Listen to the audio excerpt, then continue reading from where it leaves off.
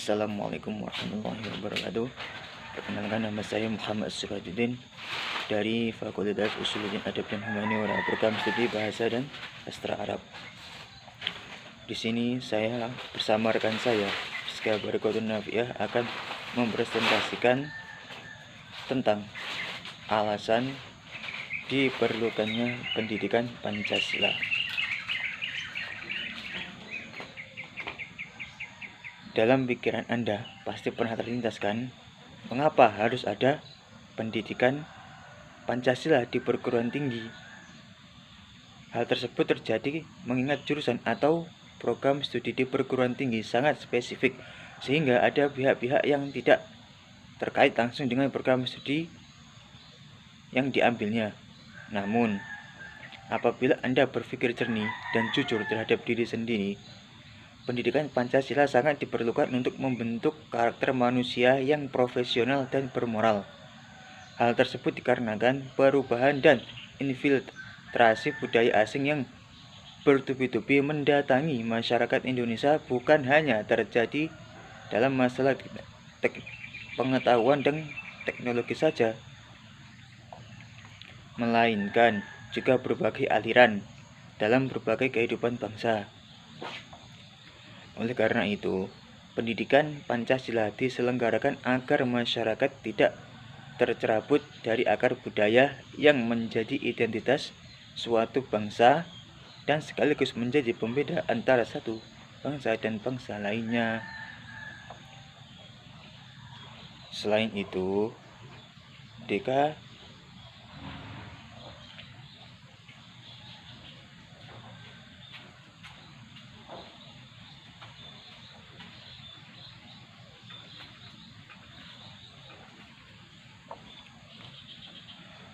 itu, dekadensi moral yang terus melanda bangsa Indonesia yang ditandai dengan mundurnya ketaatan masyarakat terhadap norma-norma sosial yang ada di lingkungan masyarakat, menunjukkan pentingnya penanaman nilai-nilai ideologi melalui pendidikan Pancasila.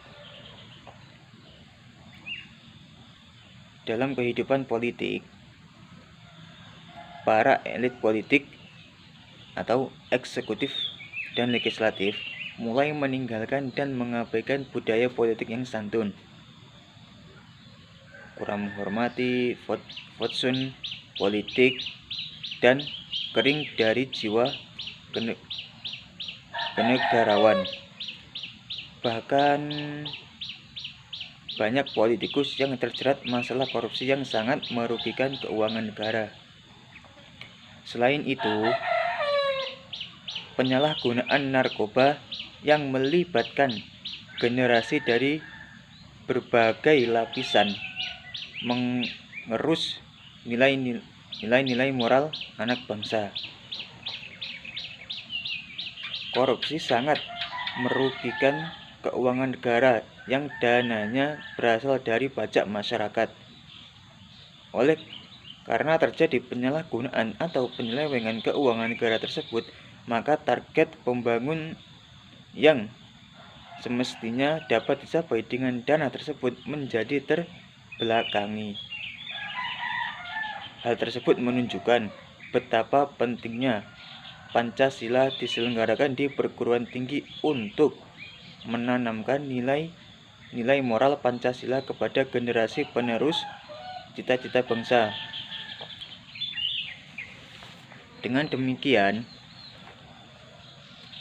diharapkan dapat memperkokoh modalitas akademik mahasiswa dalam berperan serta membangun pemahaman masyarakat, antara lain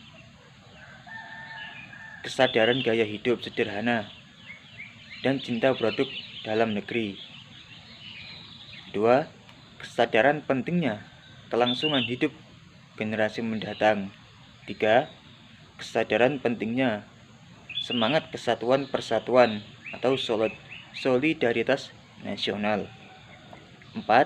Kesadaran pentingnya norma-norma dalam pergaulan. 5. Kesadaran pentingnya kesehatan mental bangsa. 6.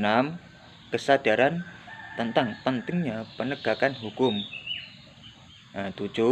Menanamkan pentingnya kesadaran terhadap ideologi Pancasila.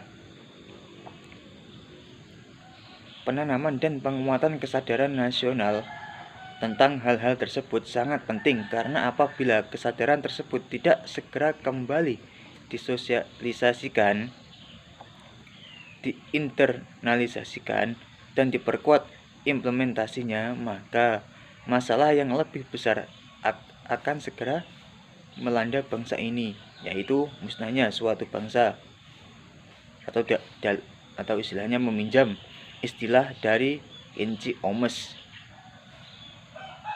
995,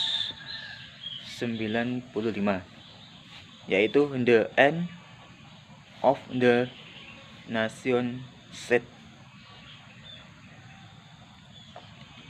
Punahnya suatu negara dapat terjadi karena 4. 1. Yaitu industri, investasi, individu, dan informasi. Agar lebih jelas, kalian dapat menggali informasi tentang keempat konsep tersebut untuk memperkaya wawasan Anda tentang penyebab punahnya suatu bangsa. Kepunahan suatu bangsa tidak hanya ditimbulkan oleh faktor eksternal, tetapi juga ditentukan oleh faktor internal yang ada di dalam diri bangsa itu sendiri. Salah satu contohnya ya terkenal dalam sejarah ialah musnahnya bangsa Aztec di Meksiko yang sebelumnya dikenal sebagai bangsa yang memiliki peradaban yang maju, tetapi punah dalam waktu singkat setelah kedatangan petualang dari Portugis.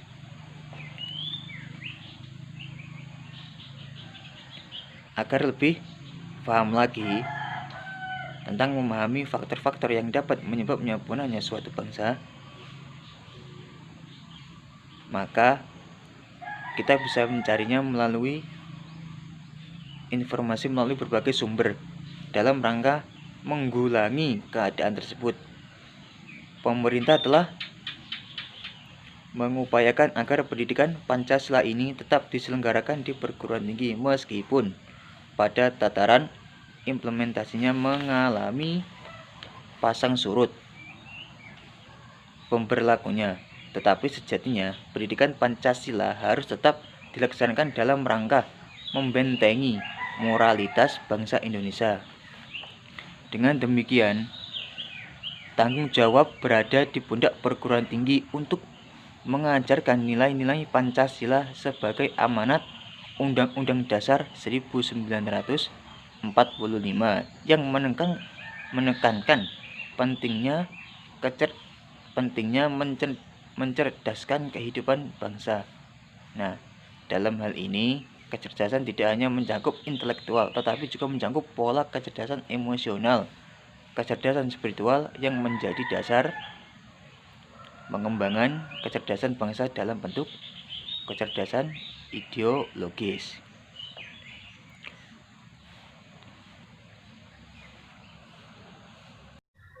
Assalamualaikum warahmatullahi wabarakatuh. Di sini saya akan melanjutkan penjelasan dari saudara Judin. Ya, berdasarkan penjelasan yang telah dijelaskan oleh saudara Judin tadi, dapat kita pahami bahwa pendidikan Pancasila memang sangat penting diselenggarakan di perguruan tinggi. Hal ini sudah berdasarkan surat Keputusan Dirjen Dikti nomor 38 Dikti Kependidikan 2002 Pasal 3 Ayat 2 bahwa kompetensi yang harus dicapai mata kuliah pendidikan Pancasila itu merupakan bagian dari mata kuliah pengembangan kepribadian. Itu menguasai kemampuan berpikir, bersikap rasional dan juga dinamis, serta berpandangan luas sebagai manusia intelektual dengan cara mengantarkan mahasiswa agar memiliki kemampuan untuk mengambil sikap bertanggung jawab. Yang kedua, agar memiliki kemampuan untuk mengenali masalah hidup dan kesejahteraan serta cara pemecahan masalahnya. Yang ketiga, agar mampu mengenali perubahan dan perkembangan ilmu pengetahuan teknologi dan seni. Yang keempat, agar mampu memaknai peristiwa sejarah dan nilai budaya bangsa untuk menggalang persatuan Indonesia. Pendidikan Pancasila juga merupakan bagian dari pendidikan nasional, mempunyai tujuan untuk mempersiapkan mahasiswa sebagai calon sarjana yang berkualitas, berdedikasi tinggi, dan juga bermartabat. Hal tersebut juga bertujuan agar menjadikan mahasiswa sebagai pribadi yang beriman dan bertakwa kepada Tuhan Yang Maha Esa. Yang kedua, bisa menjadikan sehat jasmani dan rohani, berakhlak mulia dan berbudi pekerti luhur. Yang ketiga, memiliki kepribadian yang mantap, mandiri dan bertanggung jawab. Yang keempat, mampu mengikuti perkembangan iptek dan seni. Yang kelima, mampu ikut mewujudkan kehidupan yang cerdas dan berkesejahteraan bagi bangsanya.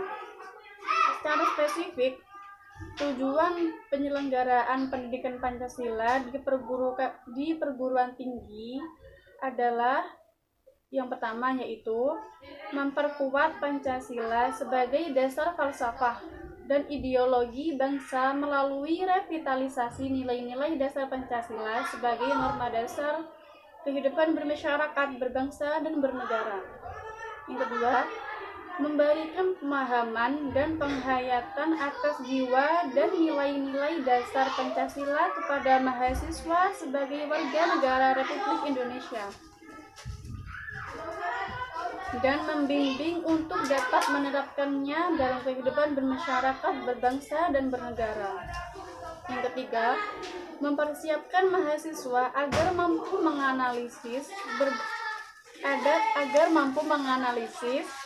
mencari solusi terhadap masalah kehidupan bermasyarakat, berbangsa, dan bernegara melalui sistem pemikiran yang berdasarkan nilai-nilai Pancasila dan UUD 1945. Yang keempat, yaitu membentuk sikap mental mahasiswa yang mampu mengapresiasi nilai-nilai ketuhanan, kemanusiaan, kecintaan pada tanah air dan kesatuan bangsa, serta penguatan masyarakat madani yang demokratis, berkeadilan, dan bermartabat berlandaskan Pancasila. Untuk mampu berinteraksi dengan dinamika internal dan eksternal masyarakat bangsa Indonesia, sebelumnya kita itu menyelenggarakan pendidikan Pancasila sebagai mata kuliah di perguruan tinggi itu sudah dijelaskan dalam surat edaran Direktorat Jenderal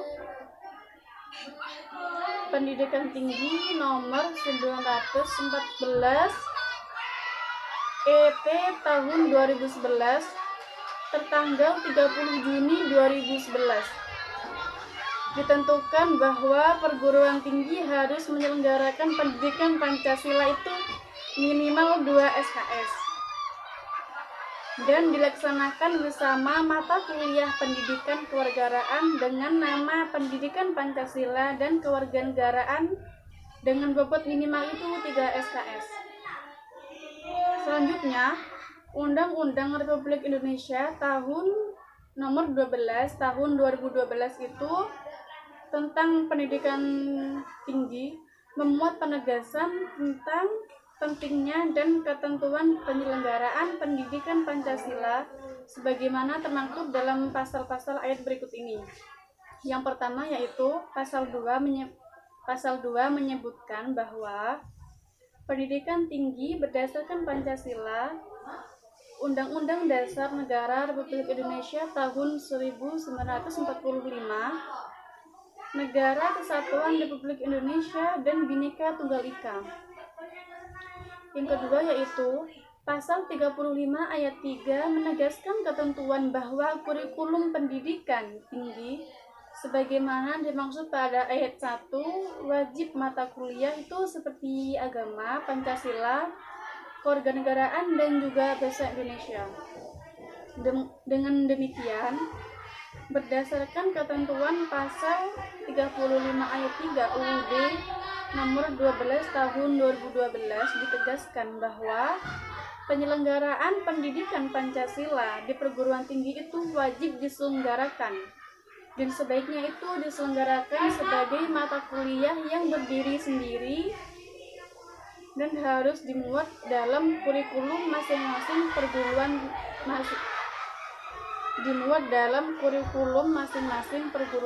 tinggi.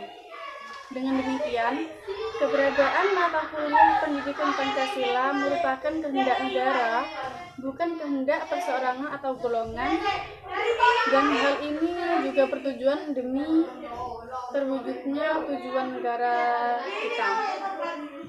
Sekian presentasi dari saya dan Judin. Mohon maaf apabila ada kesalahan. Wassalamualaikum warahmatullahi wabarakatuh.